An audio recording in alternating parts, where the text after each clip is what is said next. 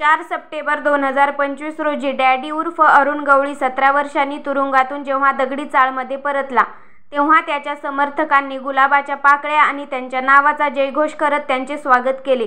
त्यांचे पुनरागमन हे चर्चेचा चांगलाच विषय ठरला आहे.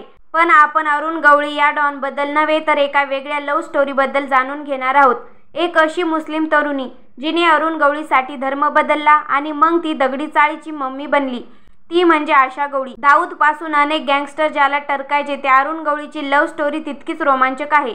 एकेकाळी कुख्यात गँगस्टर असलेला अरुण गवळी, त्याला आता डॅडी म्हणून ओळखलं जातं. त्याची आणि जुबेदा मुजावर यांची भेट भायखळ्याच्या अरुंद गल्लीत झाली. दोघेही एकाच परिसरात राहत होते. अरुणने एकदा म्हटलं होतं, आमचं प्रेम होते आणि त्याचे वर्णन करण्यासाठी खूप कमी शब्दांची आवश्यकता होती. नजरानजर झाली. निरागस मिलन नंतर प्रेमात बदललं. अरुण गवळी तेव्हा क्रॉम्प्टन ग्रीव्हजमध्ये काम करत होता आणि हळूहळू अंडरवर्ल्डच्या जगात प्रवेश करत होता. त्याने जुबेदाच्या हृदयात प्रवेश केला, पण हा मार्ग सोपा नव्हता.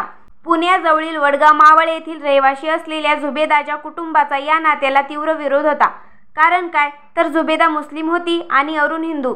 दुसरीकडे अरुणच्या टोळीतील वरिष्ठ सदस्य रामा नाईक आणि बाबू रेशम यांनाही हे नाते मान्य नव्हते. त्यांच्या गँगमध्ये मुस्लिम मुलगी असणे त्यांना मान्य नव्हते. पण अरुण गवळी हा तोच माणूस होता ज्याने दाऊद इब्राहिमसारख्या डॉनचा सामना केला होता. मग त्याला त्याच्या कुटुंबाकडून आणि टोळीकडून विरोध होण्याची भीती होती का? अखेर प्रेम जिंकलंच. अरुण आणि जुबेदा यांनी पळून जाऊन लग्न केलं. जुबेदाने हिंदू धर्म स्वीकारला आणि नाव बदलून आशा गवळी हे नाव धारण केलं. ते दोघांचं फक्त मिलन नव्हतं, तर त्यानंतर दगडी चाळीत मम्मीच्या उदयाची सुरुवात होती. लग्नानंतर आशाने केवळ घराची काळजी घेतली नाही, तर अरुण वारंवार तुरुंगात गेल्यावर टोळी आणि घराची जबाबदारीही घेतली. 1984 साली अरुण गवळीला अटक झाली. तेव्हा आशा गरोदर होती. त्यावेळी ती एकटी होती. कोणताही अनुभव नव्हता, कोणताही मार्ग नव्हता. पण आशाने हार मानली नाही.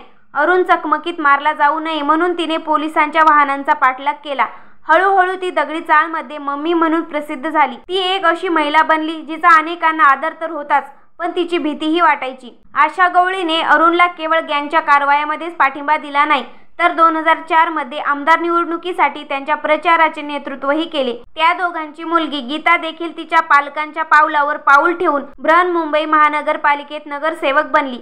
आशाची ताकद एवढी होती की अरुण गवळी तुरुंगात असताना तिने दगडी चाळ एका किल्ल्यासारखी सांभाळली. तिथे तिचा प्रत्येक निर्णय कायदा बनला. अरुण गवळीचे आयुष्य केवळ प्रेमकथा नाही, तर ते रक्तपात आणि सत्ता संघर्षाचा एक भाग देखील आहे. 1970च्या दशकात अरुणने भायखळा कंपनीसह अंडरवर्ल्डमध्ये प्रवेश केला.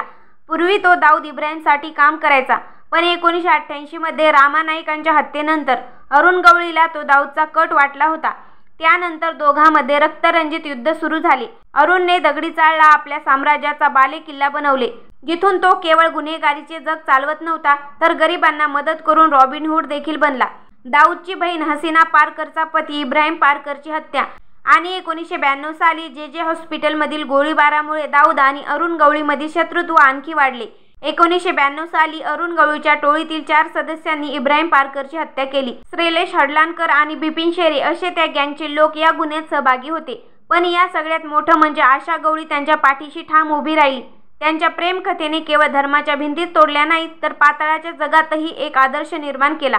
17 वर्षाच्या तुरुंगवासानंतर सप्टेंबर 2025 मध्ये सर्वोच्च न्यायालयाने 2007च्या कमलाकर जामसंडेकर खून प्रकरणात अरुण गवळीला जामीन मंजूर केला.